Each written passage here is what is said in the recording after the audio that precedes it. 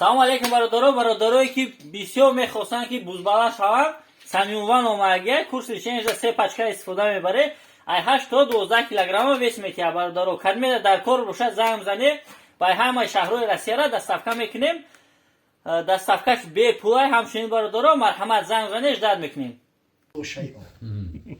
ахофу ан юхбира биҳи раббу само ман ҳечи намегум на ба ӯ хотир ки бо шумо ҳамфикр нестам аз тарси он ки худованд аби хабара мерасонад шарманда мешед ҳазрати худовандӣ тавассути ҷибрил алайҳиссалом мега хабаро овард расон вақте ҳазрат огоҳ шуд садошу кард гуфт михелӣ гуфте гуфтам гуфтем ва ҳазрат гуфт куллукум бани одам ва одам хулиқа мин туроб шумо ҳама фарзандои одам алайҳиссалом ҳастед ва худованди мутаол одам алайҳиссалома аз хок халқ кардааст инна акрамакум индаллоҳи атқокум бешак мукаррамтарини шумо азизтарини шумо дар пеши парвардигор муттақиёи шумо ҳастанд худо нахудо дар асрҳои 16 ва 17 дар аврупо и ақидаҳо надорад магар бали башар мадюни ислом нестанд мадюни муҳаммад саллаллоҳу алайҳи васаллам нестанд бешаки шумо ҳастанд аммо мард бояд боше ки ихтироф кунад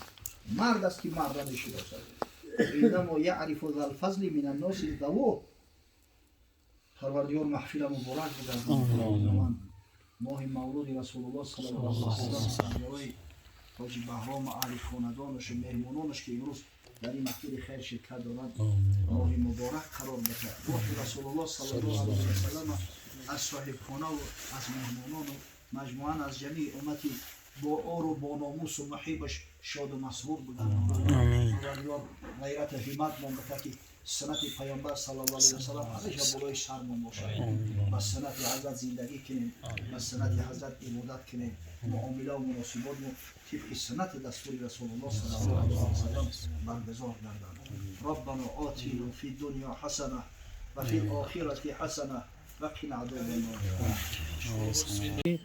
дар он чӣ аста ку нузули фариштаҳост ҳарчи қадар фариштаҳое ки дар атрофи мо алҳол ки ҳастанд агар чанде ки ба чашм намебинем аммо дар ин маҳфили мову шумо ҳузур доранд аз суханҳои мову шумо онҳо гӯш меандозанд ва аз ҳама беҳтару беҳтараш боз ҳамин аст ки замоне ки ин маҷлиси мову шумо ба итмом расид тамом ки шуд фариштаҳо ба назди парвардигор ҷалла ҷалолуҳу мераванд ва ҳар як таймову шуморо ба ному номи падармон мегӯяд фалони бачаи фалонӣ дар фалон маҳал дар фалон маҷлис нишаста буду худоё аз сухани ту ва аз сухани расулуллоҳ саллаллоҳу алайҳи васаллам ва аз дини шариат сухан мекардану баён мекарданд ва албатта ки ҳар порчаи замине ки дар ӯ агар як мардум мусулмоно ҷамъ шаванд ёди худову пайғамбар кунанд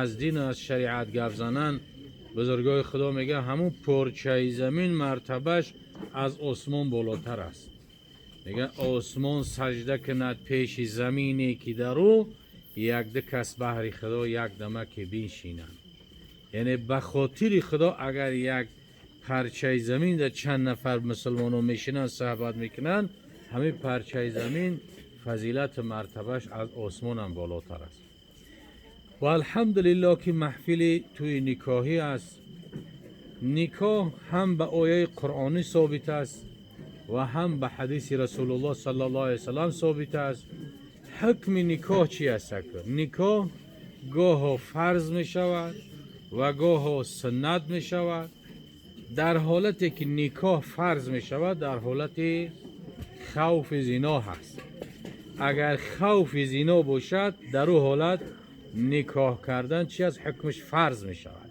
аллоҳи зулҷалол дар қуръон баён мекунад астағфируллоҳ фанкиҳу мо тоба лакум никоҳ кунед занҳое ки писандида ҳастанд ҳалол ҳастанд барои шумо ва ҳадиси расули акрам саллаллоҳу алайҳи васаллам дорем ки пайғамбари баширу назир фармуданд ки ан никоҳу суннати фаман рағиба ан суннати фалайса минни пайғамбар баён мекунад ки никоҳ суннати ман аст равиши ман аст ҳар касе ки аз суннати ман таҷовуз кунаву саркашӣ кунаву ибо кунад пайғамбар гуфт аз ҷумлаи уммати ман нест бин ки هم فرض است و هم سنت است و در حالتی که اگر به شرطی که خب خروندش نتونه، مهرش داده نتونه، نفقش رسونده نتونه، در این صورت دیگه برای چی است؟ نه فرض است، نه واجب است، نه سنت است، نه مستحب. حبیب خدا صلی الله علیه و سلم راوی حدیث حضرت معاویه بن حیدته رضی الله تعالی عنه حدیث بیان میکند که جاء رجل الی النبی صلی الله علیه و سلم. حضرت معاویه میگه یک مرد به نزد پیامبر صلی الله علیه و سلم اومد و پیامبر گفت که یا رسول الله ما حق احدنا زوجته علیه. وقتی که یک تای ما مردها پیامبر سوال داد که صاحب زن می شود، او زن به گردن مرد چی حق ها دارد؟ یعنی دین مبین اسلام حقوق زن بیان میکند، حقوق مرد بیان میکند، حقوق همسایه را بیان میکند، حقوق پدر و مادر را بیان میکند، حقوق فرزند را بیان میکند، حقوق مسلمان به مسلمان بیان میکند. نیست یگان مسئله و یگان مشکلاتی که او را خدا و پیغمبر برای ما و شما تعلیم نداده باشند. خب پیامبر صلی الله علیه و سلم وقتی که سوال داد، حبیب خدا صلی الله علیه و سلم در جواب اون مرد گفت که زن به گردن مرد حقش همین است که ان تطعمها اذا طعمت و تکسوها اذا اکتسیت ولا تضرب الوجه ولا تقبه ولا تهجر الا فی البیت. رواه مسلم. در روایت مسلم اومده است.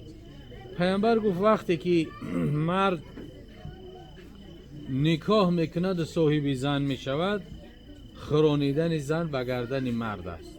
یعنی مرد وقتی که زن گیره، خرانیدن به گردن مرد است. مرد باید که از کسب حلال و مهنت حلال، لقمه حلال همسرش باید که چیکار کنه؟ بخرونه. و البته همین از اثر همین لقمه هست که فرزندها به دنیا می آیند. اگر لقمه حلال باشه و پاک باشد، از کسب و مهنت حلال باشد، انشاءالله که فرزندها بردبار و عالم و صالح به دنیا می آیند، فایده رسان به دنیا می آیند. اما اگر لقمه از راه حلال نباشد، لقمه از راه حرام باشد، از کسب حرام باشد، در این صورت چی است که فرزند ناخلف می شود، سرکش می شود، جنایتکار می شود. یعنی لقمه هم خیلی خیلی چی است که این به خودش چی است که ضروریت دارد. دیگه چی داره که پیامبر صلی الله علیه و سلم بیان کرد، گفت و تکسوها اذا اکتسیت. دیگه حق زن به گردن مرد این است که مرد وقتی که صاحب زن شد، نکاح کرد، زن باید به سر لباس تامینات شوی کنه. سر لباس زمستانه، سر لباس تابستانه و سر لباسی که موافق چی قانون شریعت باشه. همون سر لباسی که مادرای ما و شما داشتن، همون سر لباسی که بیبی های ما و شما داشتن، همه چی از عضوهاشون پوشاندگی بود، شرم داشتن، حیا داشتن. هر کدام همین ما و شما اگر همین اوچه‌مون، اگر ماما و بیبیامون فکر کنیم، همین قوسین دراز داشت که تو همین نوع که انگشتاش بود، وقتی که سلام میکرد و همون اوستین همین قد دراز میشید، و همون اوستین قد سلام میکرد. این چی است؟ نشانه شرم است و نشانه حیا هست و نشانه چی است؟ مسلمانیشون بودم. یعنی دیگه چیزی که پیامبر صلی الله علیه و سلم بیان کردن و گفتن و تکسوها اذا اکتسیت. حضرت شیخ سعدی میگفت که از فاطمه زهرا از جگرگوشه رسول الله صلی الله علیه و سلم یک نظم شیخ سعدی بیان میکند که میگفت ای زن به تو از فاطمه این گونه خطاب است: ارزنده ترین زینت زن حفظ حجاب است. فرمود خدا، قول نبی، نص کتاب است. این فرموده خدا هست، فرموده پیامبر است. اگر یگان آدمی عادی میگفت یا یگان شیخ صوفی میگفت یا یگان مجتهد میگفت دیگر گفت، لیکن چی از فرمود خدا، قول نبی، نص کتاب است. از افضل طاعت همه حفظ حجاب است. یعنی خواهر مادر مسلمان چی است که باید که چی است شرم داشته باشد، حیا داشته باشد، از اوهاش پشندگی باشد، نه مثلا رنگ تقلید بیگانه و تقلید کورکانونای مردم بیدین نکنند. دیندار باید که از بیدین فرق داشته باشد. و این چی از دیوم که چیزی که پیامبر صلی الله علیه وسلم گفت و در اخبار هم اومدگی است که به خانه هم تامین کردن وظیفه مرد است که سکنا میگن، یعنی لااقل یک خانه داشته باشه که در او در گرما و گرما و سرما سرش پناه کنه و زندگیش پیش بره. خب پیامبر صلی الله علیه وسلم در دوام بعداً گفت که ولا تضربوا الوجه، در دوام زندگیتون، در دوام حیاتتون رسول الله صلی الله علیه وسلم گفت زنها را نزنین. یعنی در رو زدن پیامبر منع کرد. منع کردن در رو از اطراف رو سر زدن رسول الله منع کرده است. منع کردن پیغمبر چه حکمت دارد؟ بهترین جوهرهایی که الله ذوالجلال خلق کردش هم از در سر است. ببین، بینایی در سر است، شنوایی در سر است، بویایی در سر است، چشایی در سر است، زبان ناطقه در سر است، عقل مرکز تشخیص در سر است، همه همی در سر است. اگر یک تایی آسیب بینه اگر انسان ناقص می شود. بعداً این یک نعمت های بی‌بهای هست که اگر یک آدم بگن که بیایم هر چشم تا به ما بوده $100,000 میتیم، میگن نه، اگر میلیونم که بودی چشم بینا را من نمیتونم. یعنی چشم بینا خودش قیمت نداره که را نرخش مونان چند قدره. ببینم این آدمی که نابینا باشه چی حال داره، یک کسی دیگه سرگردان او را میبره و میوره، نه یک کس میبینه، نه راحت داره، نه پیش پوش میبینه. این چی است؟ بینایی خودش بهترین یک نعمت پروردگار است. شنوایی هم بهترین نعمت پروردگار است که سخن یک کس گوش میکنه، همین نشنوه اگر همین تکرار باشه، اگر فقط ایره نگاه میکنه و دیگه چیزی نمیفهمه. شنوایی بهترین نعمت، بینایی بهترین نعمت، بویایی بهترین نعمت، چشایی بهترین نعمت. همین زبان ناطقه که انسان گپ میزنه گنگ نیست، همین خودش بهترین نعمت است. و از یو زیادتر با عقل که در سر است، مرکزی که همه را تشخیص میکنه در سر است. این وقتی که در رو پیغمبر صلی الله علیه وسلم زدن معنی میکنه و خاطر که همت جوهرها در سر انسان وجود داره. پیغمبر گفت ولا تضربوا الوجه. حضرت انس ابن مالک رضی الله تعالی عنه صحابه جلیل القدر پیغمبر صلی الله علیه و سلم که 10 سال در مدینه منوره خدمت پیامبر صلی الله علیه و سلم کرده است. انس ابن مالک حضرت انس بیان میکند که در مدت 10 سال که همراه رسول الله صلی الله علیه و سلم بودم، 10 سال ده یک مراتب در همین 10 سال ندیدم و نشنیدم که پیغمبر خدا یکی از همسراش یا یکی از خدمتیاراش سخن درشت بگه یا یگان تشه به دست شقتی یگان مثلا که زر بلد کنه. در مدت 10 سال ندیدم. یعنی ما و شما امتای همه تا شخصیتی هستیم که هرگز نه گپی درشت داشت، نه مثلا کسی را لطکوب میکرد، نه کسی را میرنجود. امت همه تا شخصیت هستیم. حضرت انس ابن مالک میگه در دوام حدیث میگه که ولا تقبح، قباحت نگو، یعنی هم نزن و هم قباحت نگو. قباحت که سخنای دشنام حقارت های بی‌معنی که امروز بسیاری از جاهلا همسرا را دشنام حقارت میکنن، از پدرشون و از مادرشون و از دیگر حقارت ها میکنن. ایره دین من معن میکند. حبیب خدا صلی الله علیه و سلم معن میکند که ولا تقبح، قباحت نگو. او دشنام کردن و حقارت کردن و داد زدن نشانه بغیرتی نیست، این نشانه جاهلی است.